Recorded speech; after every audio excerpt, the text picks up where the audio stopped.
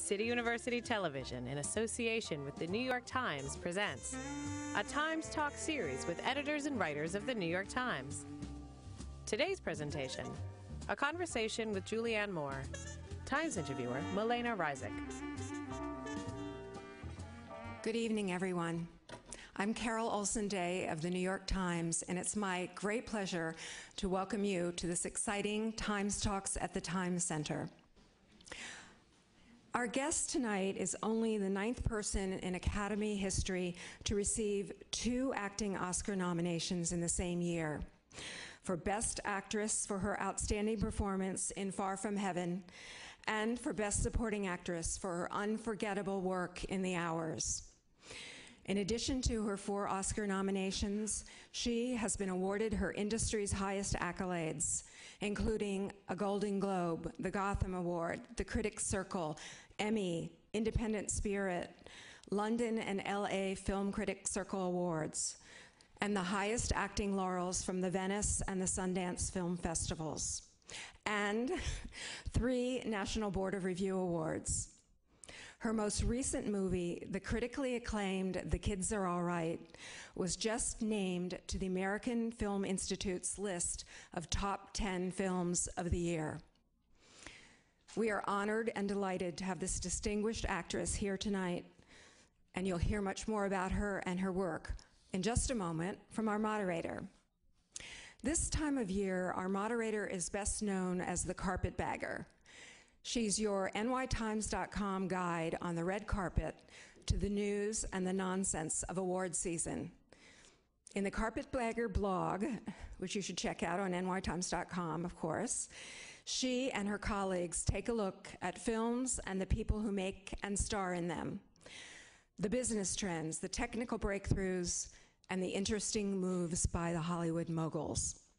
Before she became the bagger, she chronicled cultural life in New York for the Urban Eye video series on nytimes.com.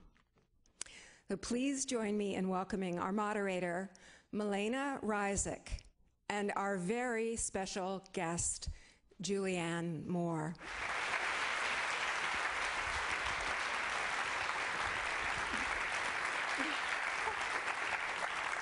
Hi, everybody. Thanks for coming. Thanks, Julianne, for coming. Julianne has just returned from a family vacation to Paris, so we all can feel a little jealous of her. I wanted to start today by talking about the most recent movie. So we just heard that Kids Are All Right has gotten a slew of awards already from critics this season. You told me a little bit about how you got involved with it, how you met the director, and you've really stuck to this film. Can you tell me a little bit about that? Absolutely. Well, first of all, I want to say I'm so delighted to see so many people here, because when I walked in, the room was completely empty. And my first thought was, oh my God, nobody came. What am I going to do? So I'm really relieved. But anyway, yeah, so the movie, I mean, I told Milena, we had met at a little party for the film, and I met Lisa Cholodenko about 6 years ago now at a Women in Film luncheon, and I approached her in a very actory way to ask her why I hadn't seen the script to High Art, because I liked the script so much, and I'm like, hey, you know, and I'd seen Laurel Canyon, I love that too, and I just thought she was a wonderful filmmaker, and said I'd love to work with her someday, and she was, you know, it was a mutual thing. We wanted to work together. About a year later, she sent me one of the first drafts of Kids Are All Right, and that was 5 years ago, and the material was remarkable, and as I said, Lisa was somebody whose work I admired so much, and there was something really special in the movie. It was, you know, it's very much a portrait of a family, a portrait of a marriage kind of at midpoint. It's about growing up. It's about trying to figure out what you're going to do with the rest of your life, you know, when your kids leave, you know, and all those, and it was done in such a kind of a humorous and humane way. So it was something that I just kept hanging on to. So you knew right away, just from seeing that first script, that you would stick to it for as long as it took? Did you know that it might take 5 years? You don't think that way. You don't think, oh, this is going to be 5 years. You know, you don't. You think, oh, I hope we get this financed soon. I'd like to do it in the spring. I mean, that's always what you think. But I've had several projects where that's the nature of it. It's become more and more difficult to finance independent film, and it used to be that people could really kind of slap it together quickly, but now it can take years to piece things together, and even then it's dependent on cast involvement and different kind of combinations that are attractive to a financer. So in this case, Lisa said that it was helpful to her because she was able to make more drafts and perfect the characters and get it to a place where she was really happy with it, and obviously it's worked out. Did you follow all those iterations? Some of them I saw, and some of them I didn't. It's sort of painful when you have a movie that kind of almost comes together and then sort of falls apart. So, so for an actor, you're just like, okay, just let me know the next time you think we have the money or whatever, Then I'd see little things, and then finally just and I'd email her once in a while and say what's going on with it and what do you think, and but no, I didn't see all the different drafts. Did you always know that you were going to be Jules, or did you think?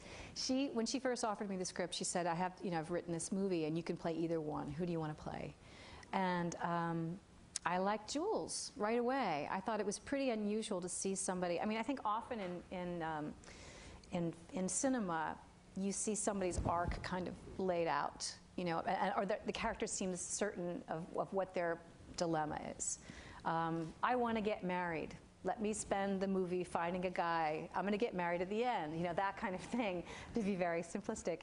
And I think in life, we very rarely know what our dilemma is. We don't know. The thing about Jules, I mean, she's in a complete kind of she's so lost. She's at such a crossroads.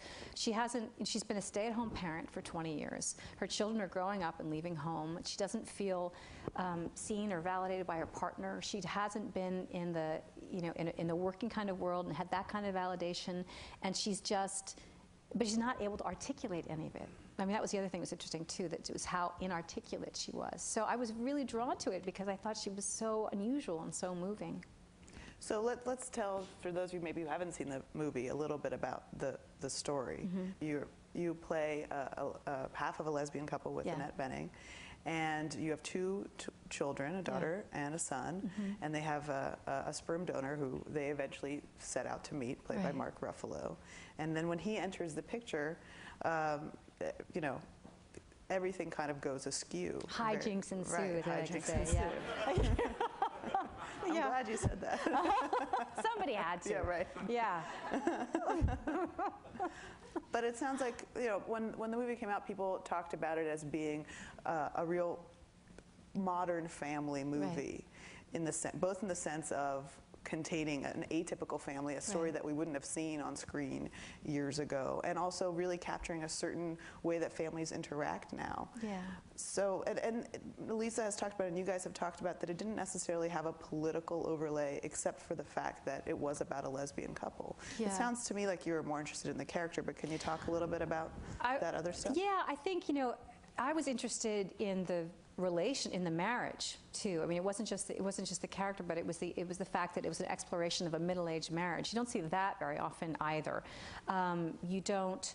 At the heart of every family, there are two people who decided to be together and have children together, and the exploration of that is, I think, endlessly fascinating, particularly at midpoint. Usually, like I said, we usually see these romance things where people meet and get married, but you don't see, or you see a divorce movie or something. But to see a couple kind of struggling and sort of trying to come back together, reach each other, and yeah, that was really interesting. And whether or not straight, gay, whatever, that really didn't matter to me. That was less interesting. But of course, great, because it's, I don't know, I mean, the movie is really about universality. It's really about how we all are in our families, which is why I think people have responded to it. Yeah. Should we watch the clip?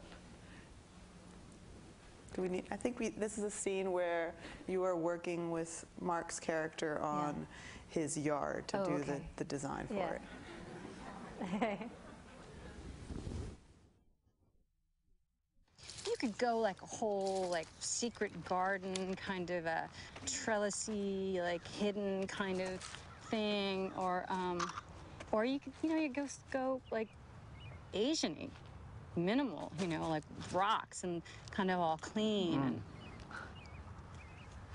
whatever you think. Oh, what do you think? You know what? I'm not feeling minimal. I'm really liking more is more, you know? I mean, let's not try to tame this space, okay? Let's just let it be like lush, overgrown, fecund. Fecund. Like fertile, yeah? No, no, I love that word. Just, you don't need people use it very often. No, yeah. Yeah, more is more. Yeah, I like that. Right on, let's do that. I'm sorry. What? I just keep seeing my kids' expressions in your face. Really? Yeah, like that, like, really? Like, yeah, that's like laser. Well,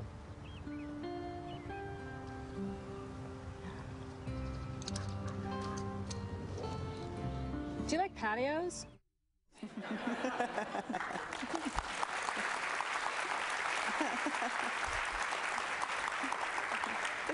It's a really funny movie. That's worth saying. Yeah, you were watching the clip. You're not one of the kind of actors who feels uncomfortable watching yourself. Never fun. You know, because you always feel like you could have, you know, you could have changed something, you could have done better, or, you know, or you see something physically about yourself that you don't like. I had a, you know, I was saying to myself, I'm not going to bring this up, and now I am. I'd had a huge heat reaction. It was 115 degrees in Eagle Rock, and I had this huge heat reaction where I got kind of a rash around here, and then my neck blew up. So I came to work that morning going,